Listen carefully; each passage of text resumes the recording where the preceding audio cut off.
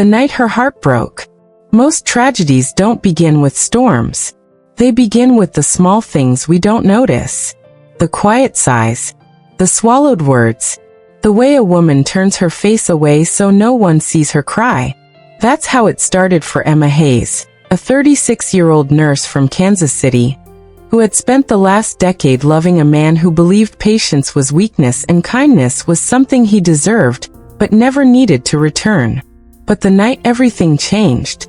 The night she finally collapsed under the weight of everything she never said. That night began with laughter. Not hers. His. The party where she broke. The Hayes household was spotless. The kind of clean that smelled like lemon polish and freshly folded laundry. Emma had been preparing the house since dawn because her husband, Daniel, told her, "I invited the team over tonight. Don't make it weird. Just look nice for once." The words stung, the way his words always did, sharp enough to bruise but never sharp enough to leave a mark anyone else could see. She ironed her pale blue dress 3 times. She braided her hair the way he said looked acceptable. She wore the necklace he bought her years ago, one of the last gifts he'd given her before the marriage turned into something that felt more like a debt she owed. By 8 p.m., Daniel's co-workers filled the living room. Loud, drunk, laughing, and stomping mud onto the rug she'd cleaned only hours before. Emma served drinks, smiled politely, picked up empty beer bottles. And Daniel, he did what he always did when people were watching. He treated her like furniture. "Yo, Dan," one of his buddies called out. "Your wife's like a ghost. Does she ever talk?" Daniel smirked. "Talk? Man, she barely does anything but hover. I swear the house cleans itself because she doesn't have a life." Laughter roared. Someone slapped Daniel on the back. Emma froze where she stood, holding an empty tray, trying to disguise the way her fingers shook.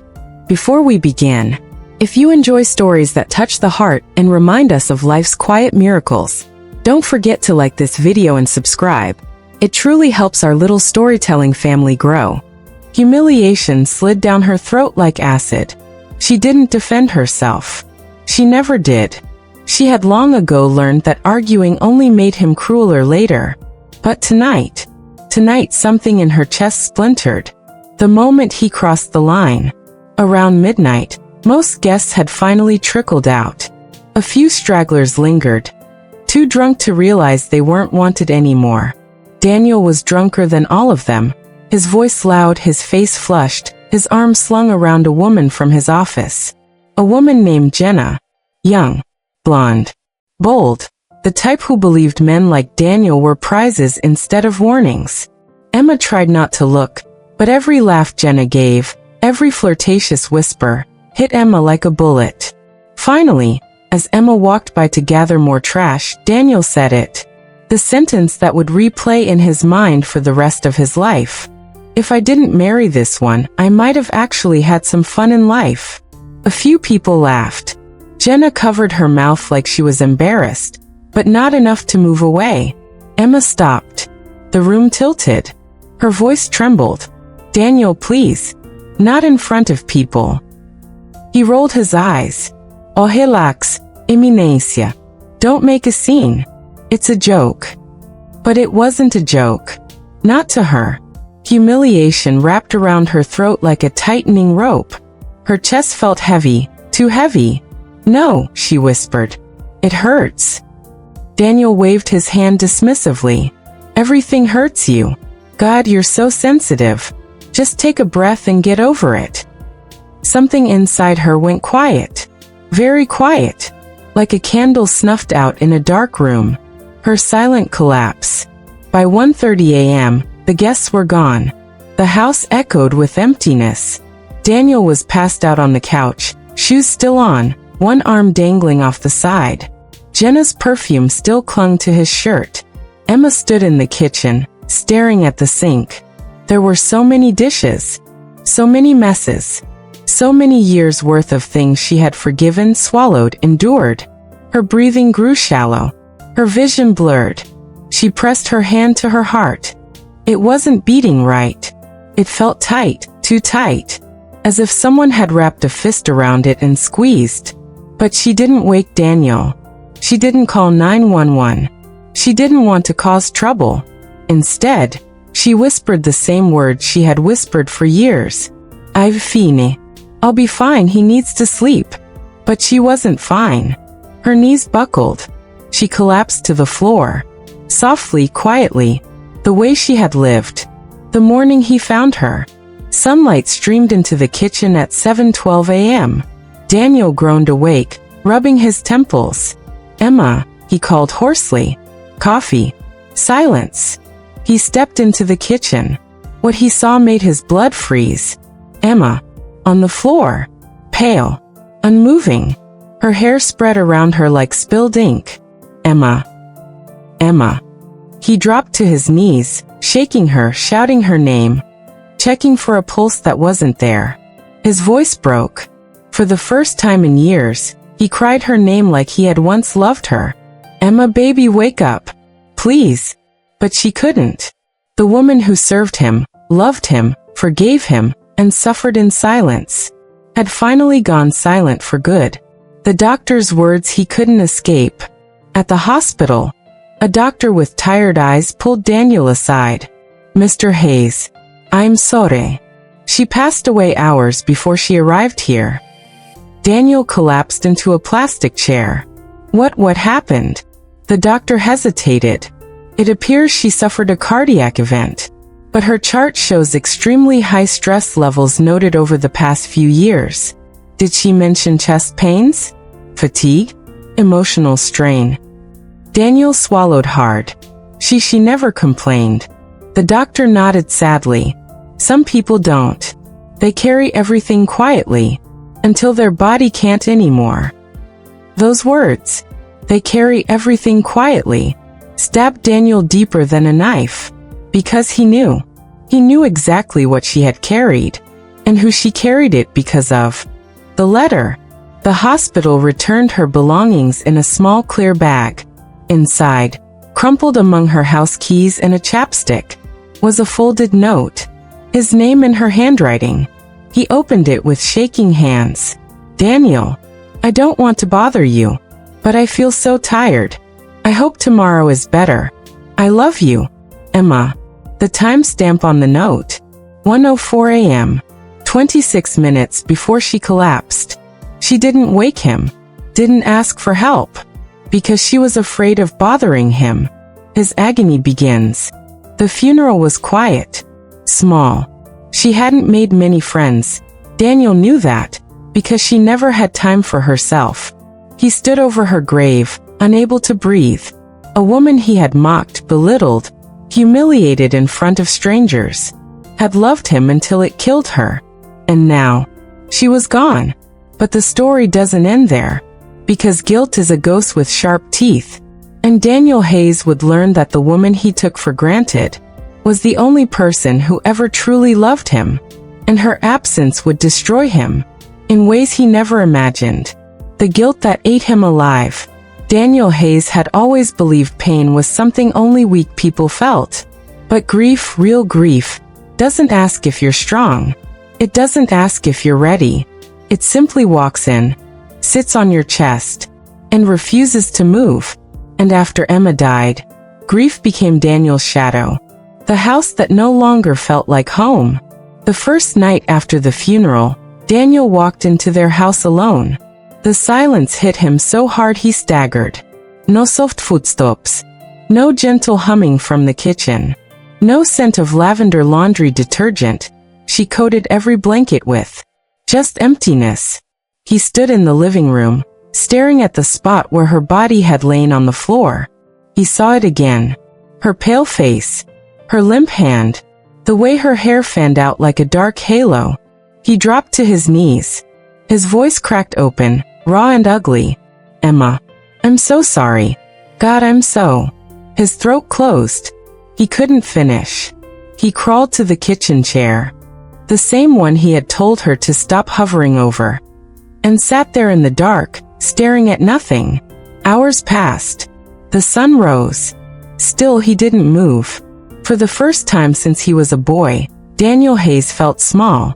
And he felt it because he finally realized he had never really seen his wife, the memory he couldn't escape. On the second day without her, the guilt became unbearable. Daniel walked into their bedroom, a mug of untouched coffee in his hand. He placed it on her nightstand automatically, before remembering she wasn't there to drink it.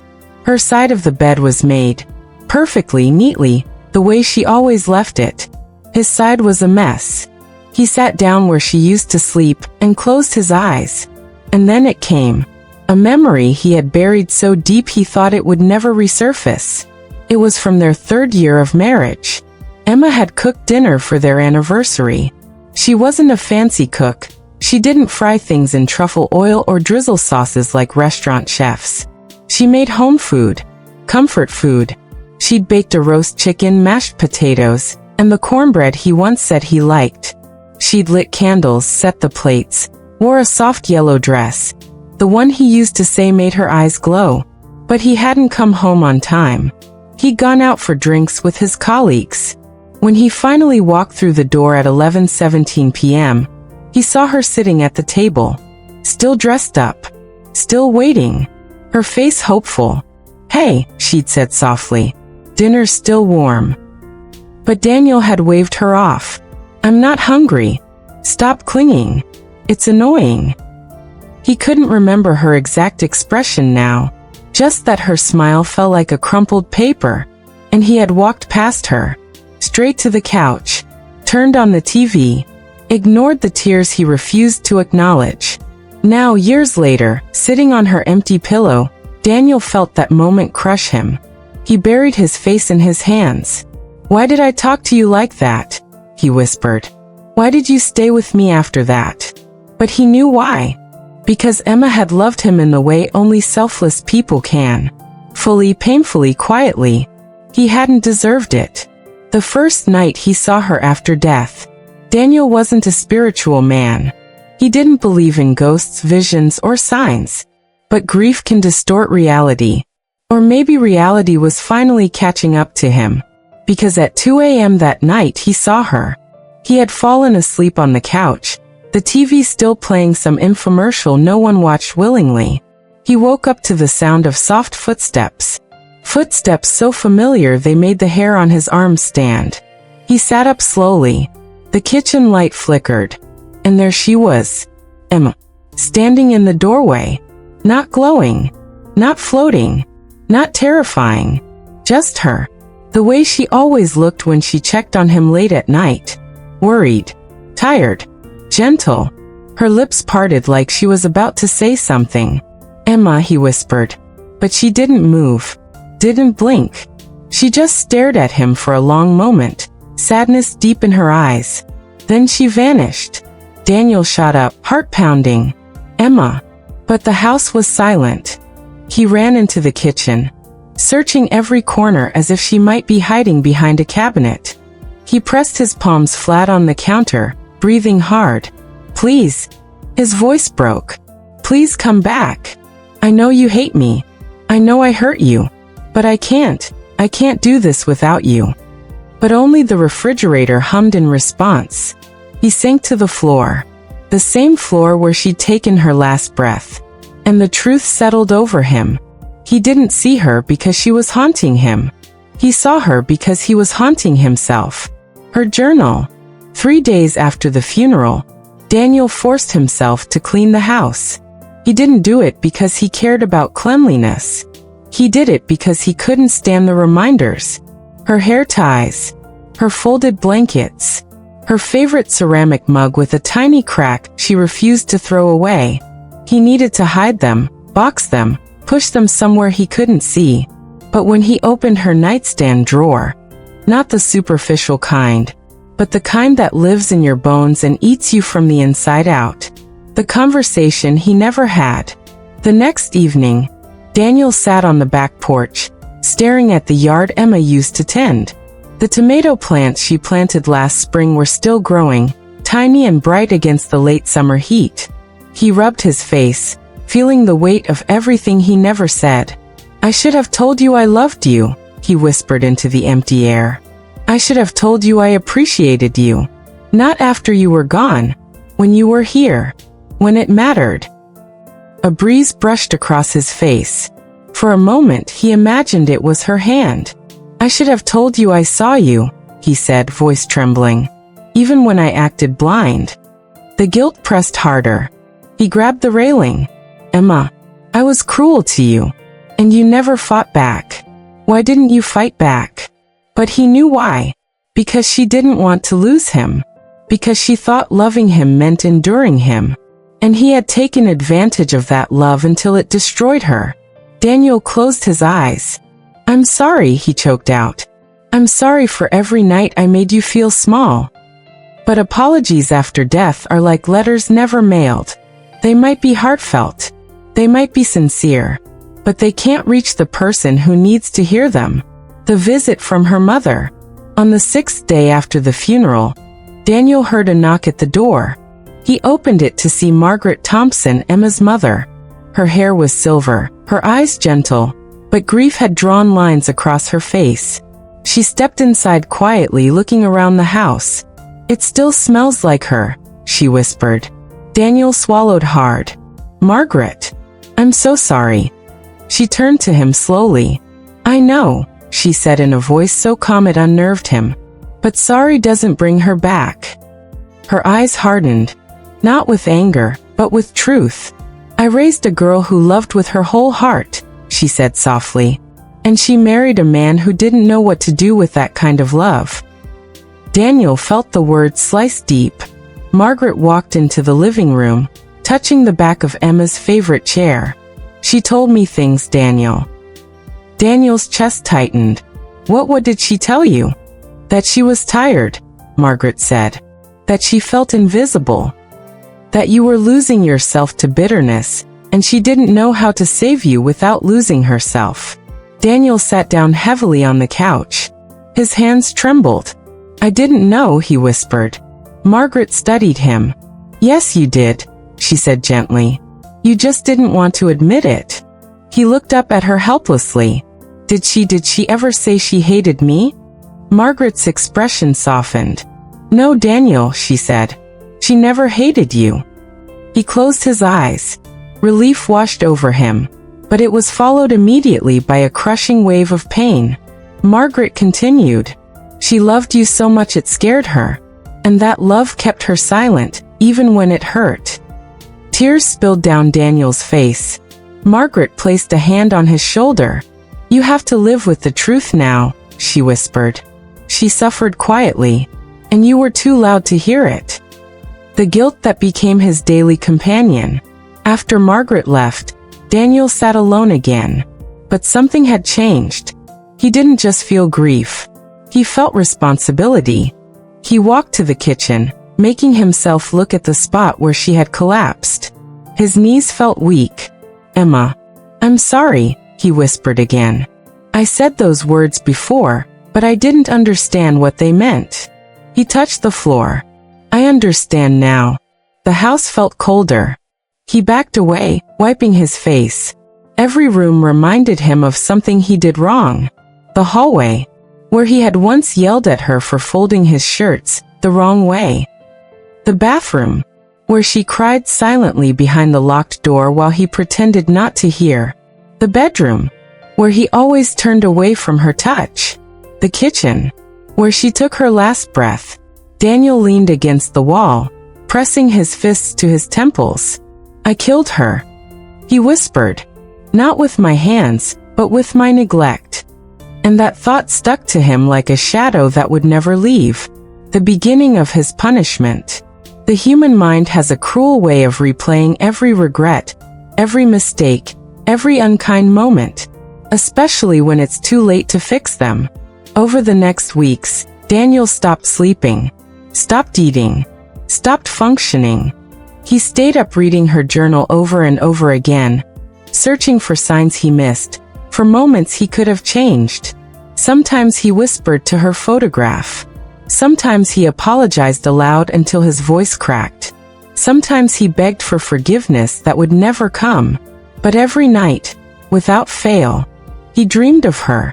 Not smiling, not speaking, just looking at him with eyes full of hurt. Until one night he woke up screaming. The haunting of a guilty man. Grief steals sleep first, then sanity, then everything else. For Daniel Hayes, the nights became the longest punishments. The quiet hours, the ones Emma used to fill with soft footsteps, whispered goodnights, and a warm body beside him, were now the hours that devoured him alive. He didn't fear nightmares. He feared waking up from them, and realizing the truth was worse. The dream that never changed. 3 weeks after Emma's funeral, Daniel had the same dream for the 8th time. He stood in their kitchen, the lights off, moonlight washing everything in cold blue tones. Then she appeared. Not ghostly, not monstrous, just Emma. The way she looked on quiet mornings, hair slightly messy, hands folded gently in front of her. But she didn't smile. Instead, she said the same words every time. "Why didn't you hear me?" Her voice wasn't angry. It was heartbreaking. Soft. Fragile. Like she wasn't accusing him, just asking something she had always wanted to understand. "Emma," he whispered, reaching for her. "I'm sorry. I didn't know." But she always stepped back. Her face always fell. And she always whispered, "You heard me. You just didn't listen." Then she faded into darkness. And he woke up gasping for air. This time, when he jolted upright, the sweat rolling down his face felt colder than usual. His heart hammered. His breathing shook. He pressed both hands over his face. "God. Emma, please stop," he whispered into his palms. "I know I failed you. I know it. Please." But the darkness didn't answer. The life that didn't fit without her. Daniel tried going back to work. He lasted 6 hours. Not because people were cruel. They weren't. Most co-workers treated him with gentle pity, speaking in soft voices, offering condolences. But pity was harder to bear than insults. People whispered when they thought he couldn't hear. "He looks terrible. He aged 10 years in a month. I heard she died suddenly. Must have been awful.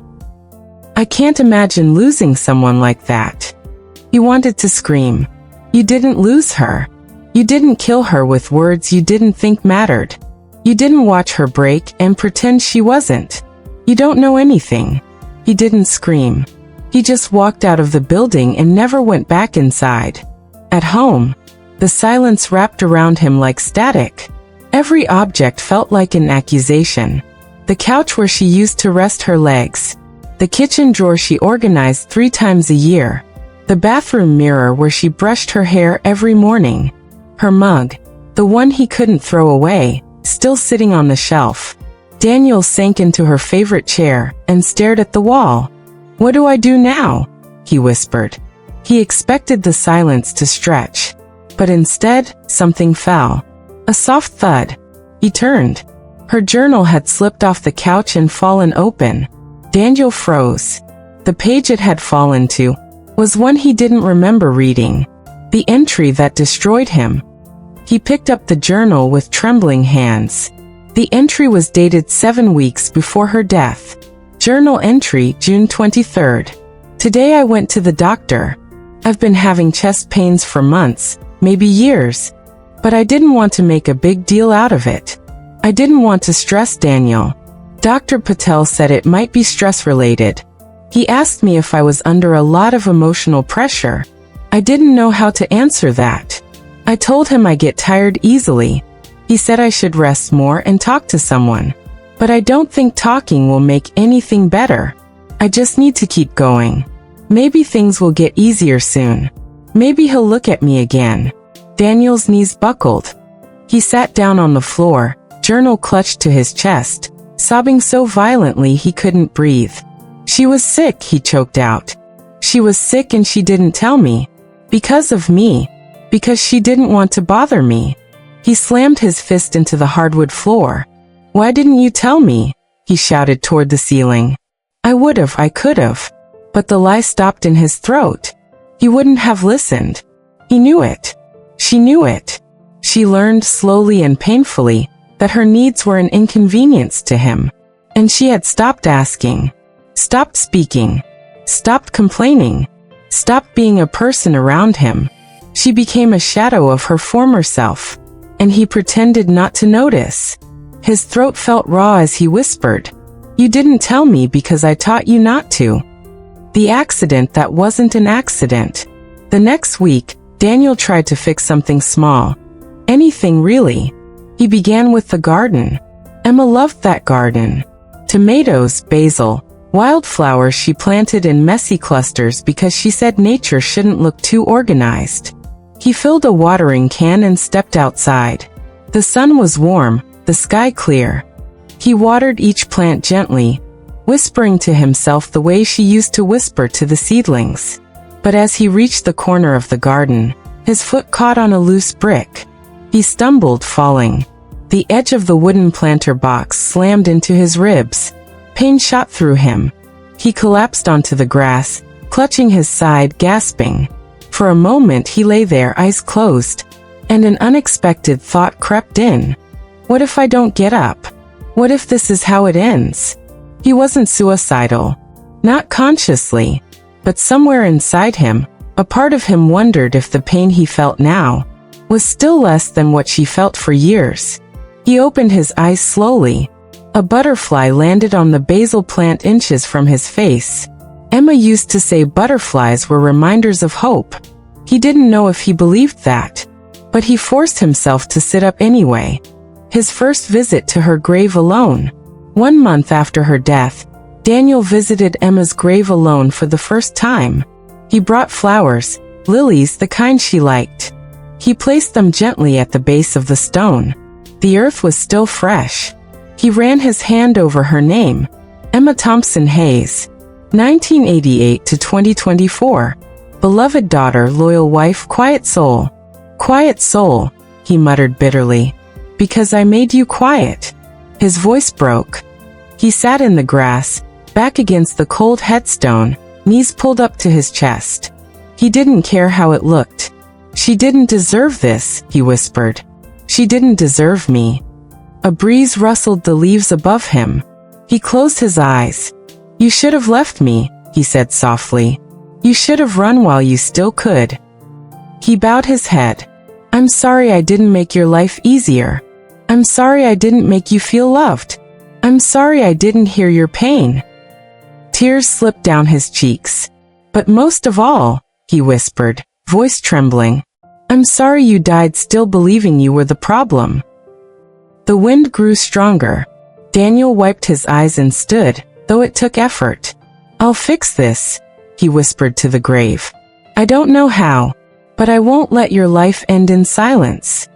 The first step toward redemption he didn't expect to take. 2 days later, a letter arrived, addressed to Emma Hayes, in pink cursive handwriting, from the Women's Center Wellness Clinic. Daniel frowned, confused. He opened it slowly. Inside was a letter informing Emma that her application for a support group for emotionally neglected women had been accepted. Her first meeting had been scheduled for the Monday after she died. Daniel's hands began to shake. She had reached out for help. She had tried to find comfort. She had wanted to speak, to be heard, to heal. And she never made it to the meeting. Daniel sank into the kitchen chair, clutching the letter like it was a final message. A realization settled over him like cold rain. If Emma had lived even 1 more week, she might have finally spoken her truth. She might have finally saved herself. She might have finally left him. The guilt stabbed deep. He pressed the letter to his forehead, eyes squeezed shut. I have to finish what you started, he whispered. You wanted help. You wanted your voice back. He inhaled shakily. I'll go for you. The room full of women, and the truth he never expected. The support group met on Thursdays at 6 p.m. Daniel arrived early, palms sweating. When he entered the small, softly lit room, every woman turned to look at him. A middle-aged woman with dark curls frowned. This group is for survivors, she said gently. Family members are welcome only on designated nights. Daniel swallowed. My wife applied here. She never got to come. A silence settled. Some eyes softened. Some hardened. A woman with a scar near her eyebrow whispered, "She was one of us." The group leader, a calm woman with warm eyes, gestured toward an empty chair. "You can sit," she said quietly. "If you're here to understand, we welcome that." Daniel sat down, heart pounding. The leader introduced herself as Dr. Lila Romero, a trauma counselor. "We start each meeting with truth," she said. "Truth spoken aloud has power." Daniel listened as each woman shared her story. A woman who stayed with a man who controlled every dollar she spent. Another whose husband called her stupid every day until she believed him. Another who apologized for everything because fear had become her instinct. Their voices trembled, cracked, sometimes rose in anger, but they spoke. Every story felt like a piece of Emma's life. Every detail felt like something he had done, or said, or ignored. When the circle came to him, Dr. Romero asked gently, "Daniel, why are you here tonight?" His voice shook. "My wife died," he whispered, "and I'm pretty sure my words helped kill her." The room went silent. He forced himself to continue. "She suffered quietly, because I taught her to." A woman across the room nodded, tears in her eyes. "That's what happens to us," she said softly. "We shrink." Daniel swallowed. "She tried to hold everything together. She tried to make me happy, and I crushed her without ever touching her." His eyes filled. "I didn't realize my neglect was abuse." A weight lifted in the room. Not forgiveness, just truth settling where it belonged. Dr. Romero leaned forward. "Daniel," she said softly, "the first step toward healing, for you and for her memory, is accepting reality." He nodded, tears sliding down his face. "I accept it," he whispered. "I hurt her, and she died loving me anyway." Dr. Romero's voice softened even more. "Then the next step," she said, "is deciding what you're going to do with the guilt." Daniel inhaled shakily. "I'm going to learn," he said. "I'm going to change. And I'm going to make sure her suffering wasn't for nothing." The group leader nodded. "Then you're in the right place." For the first time in months, Daniel felt something. Not relief, not peace, but a direction. A beginning. The ghost of what could have been. Daniel never understood how loud silence could be until he lived alone with it. And Lydia was everywhere in that silence. Her handwriting on sticky notes inside the kitchen cabinets, reminding him of groceries she used to buy, "Because you like this brand." The faint lavender scent that still clung to the hallway closet. The empty side of the bed he never made, because touching the sheets felt like erasing her shadow. People assume grief is about crying. Daniel didn't cry. He drowned. He worked less because he couldn't focus. He slept less because his dreams were haunted. He ate less because guilt lived where appetite used to be. His mother visited once a week, checking if he was still alive. His sister tried suggesting therapy. His coworkers stopped asking how he was doing because they didn't know how to respond when he stared past them like he wasn't really there. But nights were the worst. Nights were when Lydia's silence screamed the loudest. The restaurant they never visited. 3 weeks after the funeral, Daniel drove without thinking, just letting the road take him somewhere, anywhere. He ended up downtown. He didn't realize where he'd parked until he stepped out of the car and saw the neon sign. Giovanni's, home of the best lasagna in town. Lydia had begged him to go there for months. He had always said, "Babe, it's far. The parking sucks. We'll go another time." Another time never came. Daniel stood there on the sidewalk, staring at the entrance like it was a courtroom where he was about to be sentenced. He walked in. The hostess smiled politely. "Table for one?" He nodded. As he followed her through the dining room, every couple felt like a spotlight shining on what he refused to give Lydia. Affection, time, simple moments. He sat down, ordered the lasagna she used to talk about, and when it arrived, he whispered, "I should have taken you here. I'm sorry, Wit." He ate 2 bites before tears blurred the plate into a watery red and white mess. He left cash on the table and walked out before anyone could see him falling apart. The diary. 1 month after Lydia's death, Daniel finally gathered the courage to clean out her nightstand. Inside, he found a small floral notebook. Her diary. He froze. Opening it felt sinful, but not opening it felt worse. The first entry was dated 2 years earlier. Daniel yelled at me again today. I told him I felt lonely. He told me I was dramatic. Maybe I am, but it hurts. Daniel's breath caught. He skimmed further. He doesn't touch me the way he used to. I try to hold his hand in the car. He pulls away. Another entry. Sometimes I think he hates me, but then he brings me coffee randomly and I remember why I fell in love. Next. I wish he'd look at me when I talk, just look at me like he cares. Then. I'm scared he'll realize I'm not enough. Daniel pressed his fist against his mouth to stop the sob that threatened to escape. But the entry that shattered him, the one that broke him down until his knees hit the bedroom floor, was written 3 months before her death. Daniel is miserable with me. I can feel it. I keep trying to be better, quieter, easier. But no matter how hard I try, it's not enough to make him love me again. I don't want to leave him, but I want to stop hurting him. He slammed the diary shut. His voice cracked. No. I'm the one who hurt you, Lyd. I did this. I pushed you away. This was me. He curled on the rug, arms wrapped around the diary like it was her. That night was the first time he cried until sunrise. The letter he never sent. Daniel started writing Lydia a letter every night. He filled pages with apologies and confessions, trying to untangle years of neglect, anger, and unspoken love. Some letters were short. I wish I had listened. Some were long, rambling, desperate. I didn't realize how tired you were. I didn't realize how lonely you felt lying next to someone who treated you like air. I was cruel. I know that now. Every time I shrugged off your feelings, you carried that rejection alone.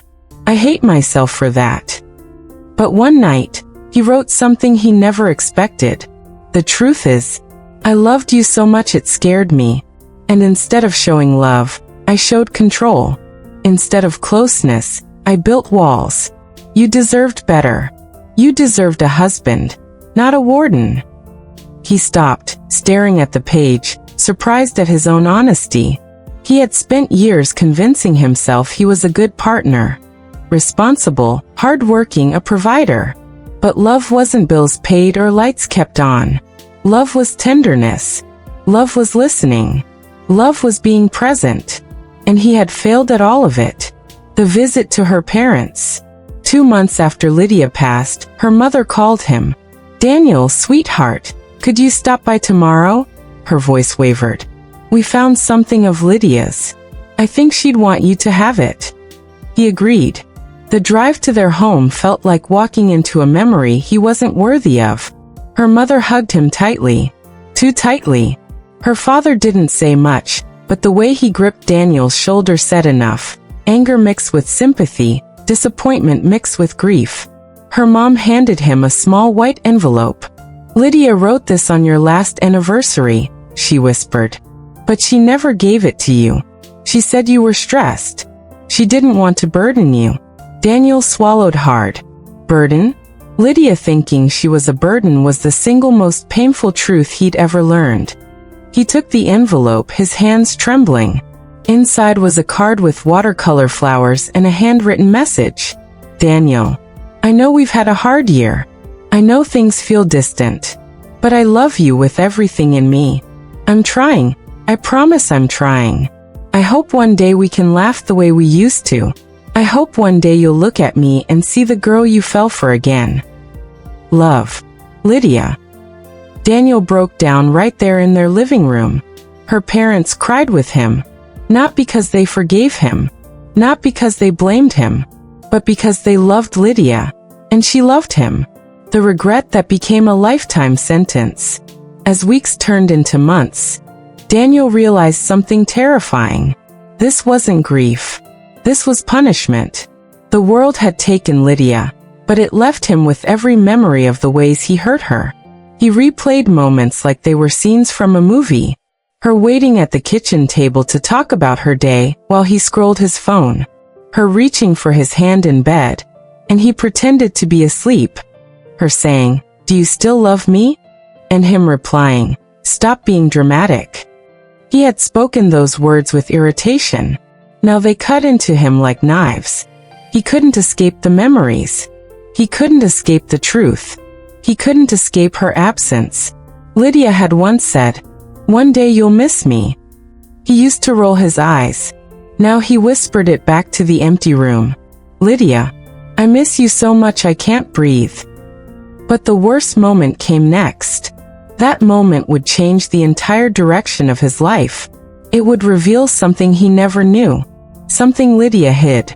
Something that broke him far more deeply than her death itself. The secret she took to her grave. Daniel thought he had already reached the deepest level of pain a human heart could hold. He was wrong. 3 months after Lydia's death, just as he was trying to piece together some version of functioning, her best friend Melissa called him. Her voice was soft, hesitant. "Daniel, I found something Lydia left with me.